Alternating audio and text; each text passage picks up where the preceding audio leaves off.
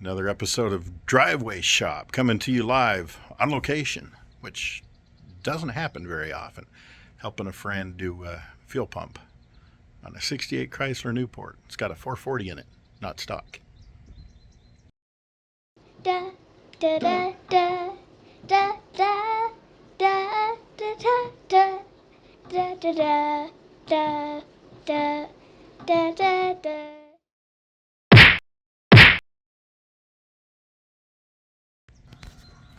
Let's have a quick little look at this thing. Drop top.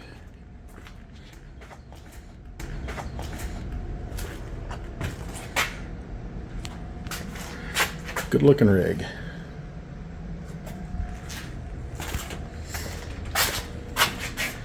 You can see the fuel pump nestled down in there. It's got two bolts and a rod that I've got to deal with. A couple gaskets. Should just pop right out, but I might have to move the alternator out of the way. We'll see. 4-barrel, 440.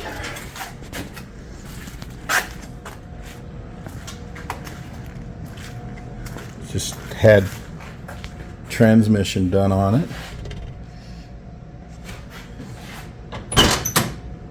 And let's see. Mileage, we got 57,826. And by those pedals, looks like it could be correct. I'll have to verify with the owner if that is correct.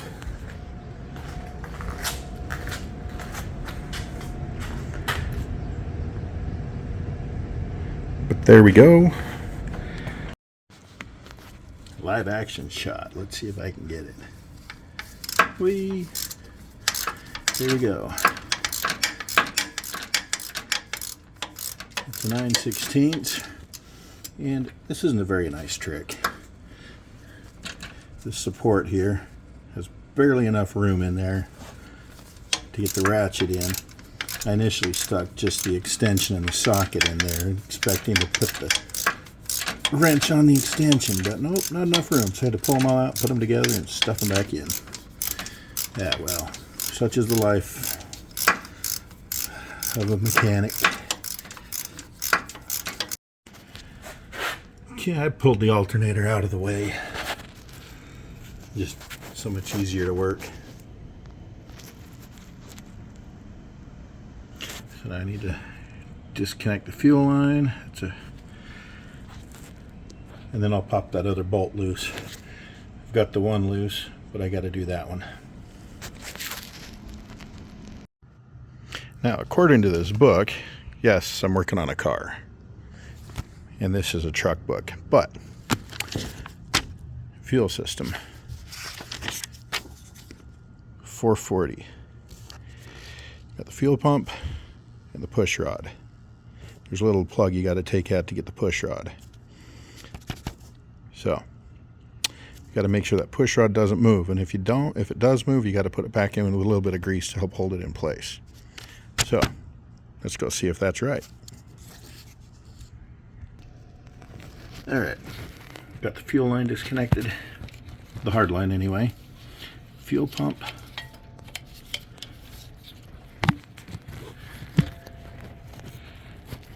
Okay, come on, focus, Daniel-san.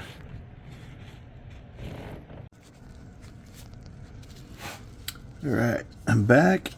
I'm just taking this out. I got that gasket all scraped off. There's the plug. Don't lose it, don't lose it, don't lose it.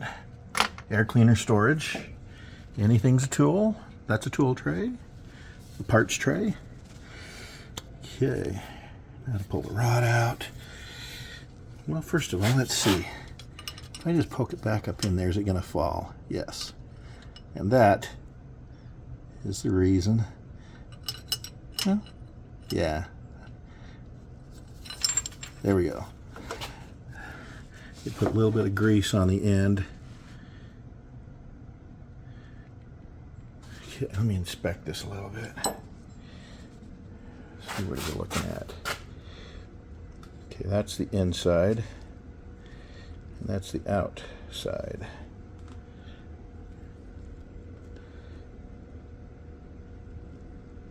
Looks pretty good. Not seen any wear or anything. At least it looks concerning to me. Okay, well, let me dry it off a little, put some grease on it, and I'll poke it back in there. 2 hands, so be back.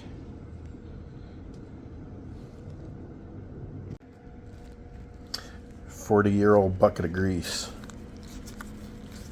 Look at that. Oh, there is a barcode. Maybe it's not that old. Anyway, it's just thick enough. Let's do a dip. There we go. Just enough to act like glue.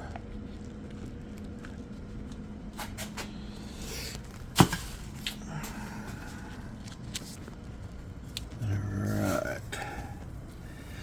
Are you watching?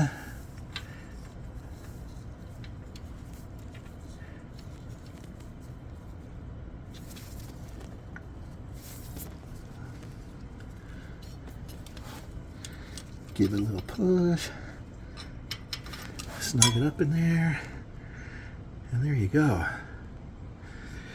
Well, thank goodness for YouTube. Alright, let's reach in there, tighten that down, give it a couple ugga-duggas, and there we go. And that's still holding itself up there. RTV gasket. Let's put that pump back in.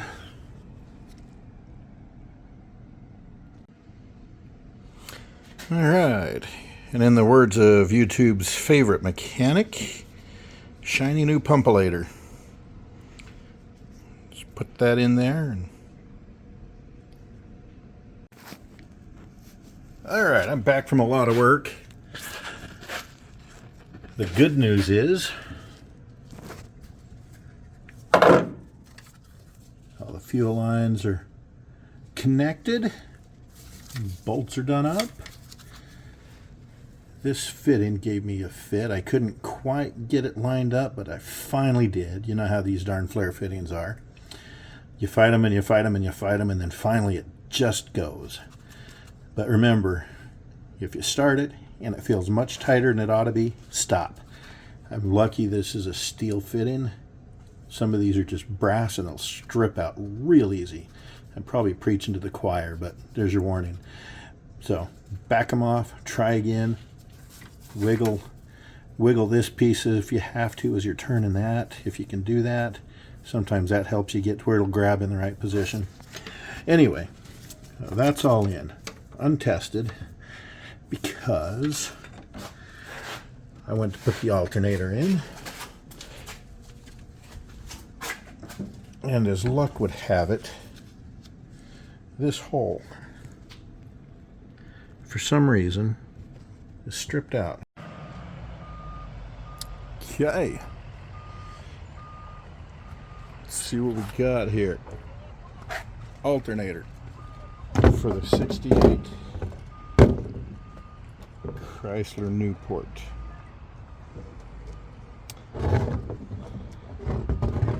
Went to tighten it up, discovered that the bolt is stripped. Yeah, it shouldn't do that.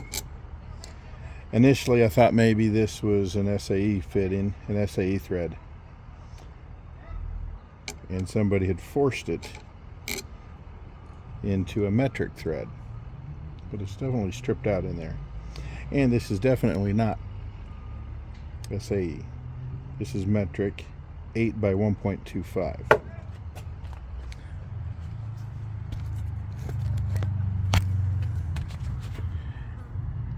See if it'll focus down in there. You can kind of see those threads. Yeah, they are definitely flat, pooched, roached, messed up, stripped. Call it what you want. So I picked up this baby. Fortunately, it's only for one size. It'd be nice if it had multiple taps. But for the price, little cheap Amazon kit.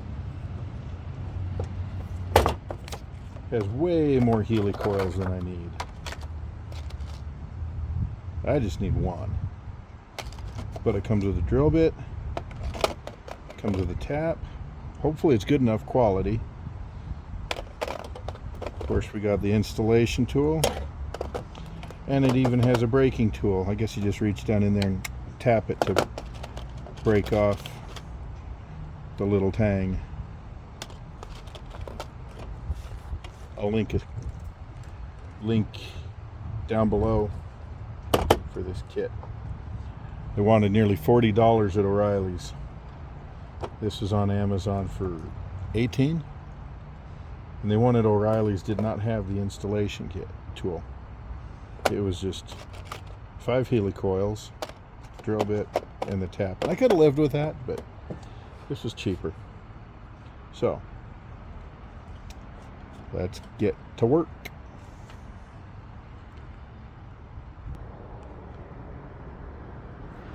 Okay, I got it all set up.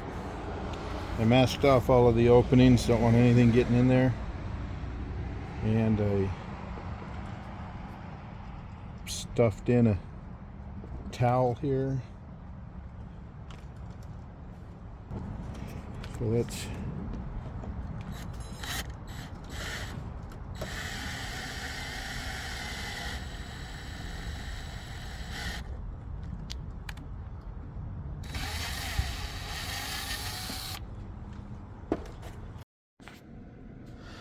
Well, this is the project that just keeps on giving. Yes, you're looking at a bare wire right there. I got the alternator installed, except for the belt. I'll explain that in a minute. But I went to plug in the power, and the pigtail just came off. It almost looks like it just cracked and came apart. This other wire,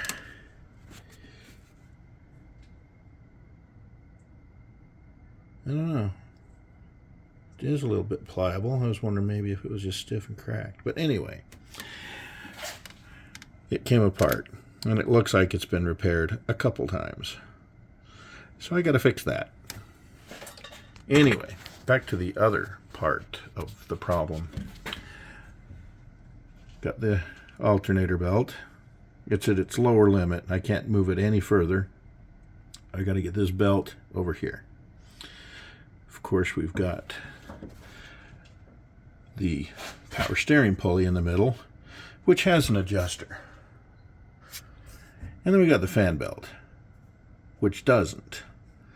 It runs directly from the fan belt down to the crankshaft pulley. No idler, no tensioner, nothing. And I'm wondering, you can just kind of see the damage on the sides of the belt there.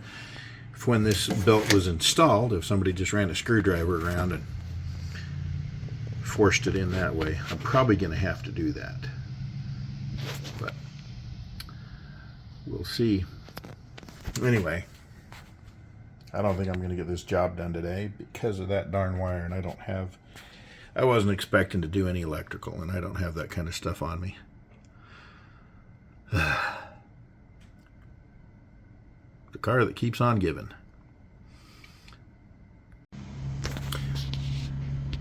Back on the Newport.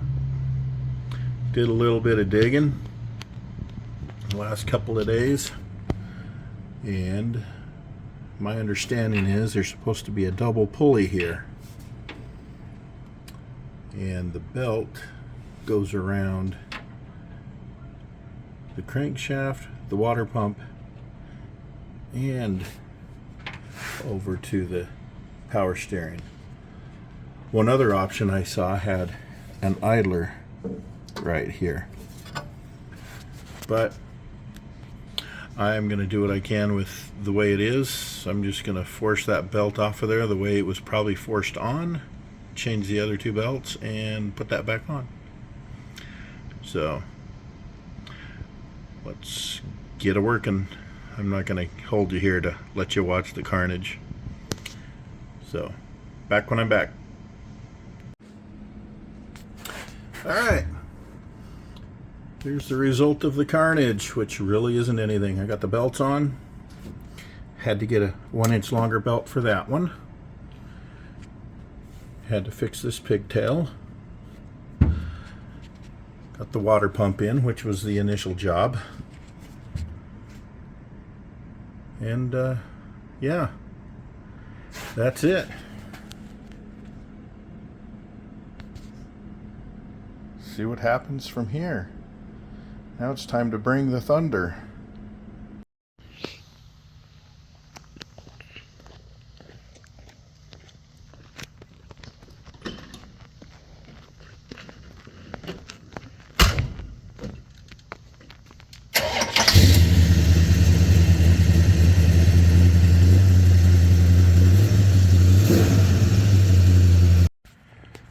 Well, that's that for this part of the project. She runs, a little shaky in reverse for some reason, goes great forward.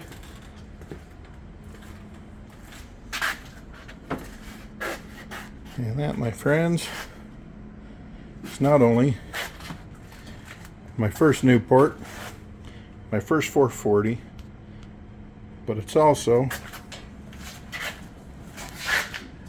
the first drag top I've ever driven. Oh, that sun is blinding. Let's move over here. So anyway, that is that. Another episode of Driveway Shop in the books. We'll see you next time.